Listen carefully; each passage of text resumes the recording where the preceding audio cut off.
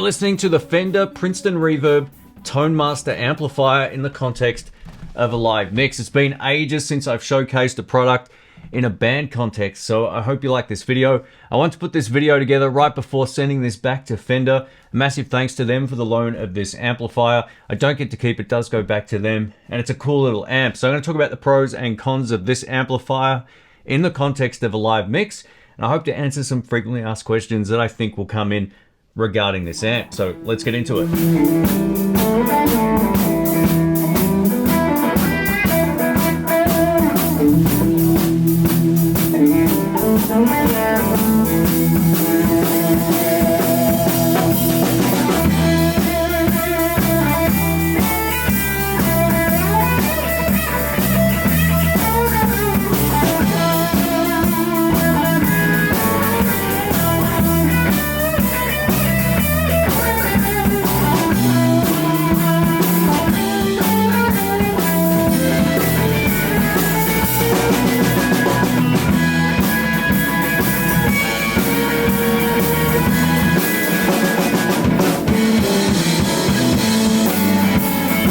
Let's talk about whether or not this amplifier is loud enough to gig with. This is an emulated 12 watts.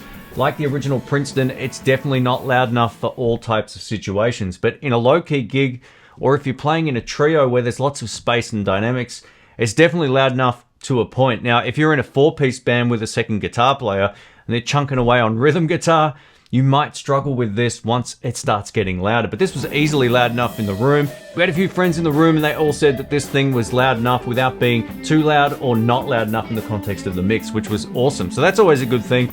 That means we were doing our job on stage. Just to let you know, on the back of the amplifier, we had the power attenuation set to 12 watts. So getting the maximum volume out of this with the volume control on the front of the amplifier at about 5 or 5.5. We much preferred the sound of our pedals going into this rather than just cranking the amplifier up. If you do run the volume anywhere past about 5.5, you start to get that typical Princeton breakup emulated tone with this one, but most Princetons sort of start getting more saturated the more you turn it up, and this kind of replicates that.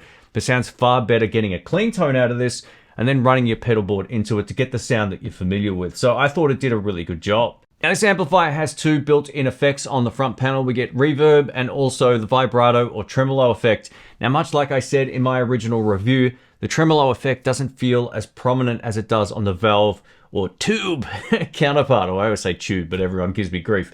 So yeah, you got to kind of just leave the intensity all the way up to get the most out of it. And it feels a little bit like an optical tremolo compared to an actual built-in vibrato that I've owned on amps like the Deluxe Reverb and the actual Super Reverb amplifier, and a twin as well. Actually, I've owned that as well, but this doesn't feel quite as prominent. But I love the reverb circuit. The reverb circuit doesn't clang around, so you can move the amplifier on stage, you can angle it up, whatever you choose to do, and the reverb circuit isn't going to, have a fit on you. I really like that. I think it's a really cool thing to have.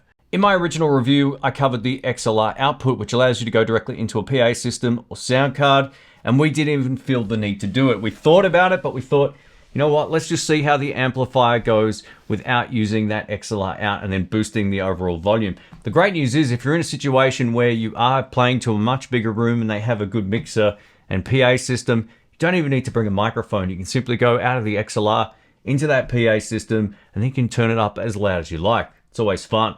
Up next, I'm going to talk about running my effects pedals into the Princeton Reverb amplifier, and this is what we were using. So the same pedal board I've had for a while, the VS Audio Royal Flush Dual Overdrive, still my favorite overdrive ever, and the Buffalo Effects Carrera OD. Now this one's a little bit like a Tube Screamer, and this one isn't. So it's like a less mid-humped version of it, but it still sounds really great. Whether we were using one side of the Royal Flush, both, or a combination of both overdrives, we're able to get a great sound by running the amplifier's power attenuation on maximum, so the full 12 watts, and then having the volume of the amp at 5. This still allowed us to turn the volume of the pedal up to make the amplifier louder in the room. And that way we got a really great starting clean platform, and it handled these type of overdrives fine. Now, if you're going to be using something like a volume boost pedal or maybe a treble booster that really hits the front of the amplifier hard, that's where you're going to notice the difference between this digital modeling amplifier and the original. But when it comes to a standard overdrive pedal, whether it be a Tube Screamer or any other variation of overdrive, this should do a really great job. Throughout the night, we also used my wah pedal, delay pedal, and vibratone pedal, and this had no problems with those whatsoever. One thing I did notice too, even by having the volume at about 5.5, so keeping the amplifier clean, if I turned the volume control up on my effects pedal like an overdrive, the amp gets louder in the room, which is always a good thing. I wasn't sure what to expect by doing that, but this responded in the way that I was hoping, which is great. At the end of the day, this is loud enough for most small gigs, or if you play in a trio. Any louder than that, you're going to have to use the XLR out or get a bigger amplifier, especially if you're in a 4-piece band with another guitar player clunking away like I mentioned earlier. Sometimes having a second guitar can just make everything else louder, but this held up with the drums, no problems, and Richo, the drummer, is very well controlled, and we never got too carried away volume-wise. So if you're in a situation like that, I can highly recommend this, or if you just want a really nice clean amplifier to jam around at home, it does the job. I hope this video is helpful. Thanks for watching. Catch you soon. See ya.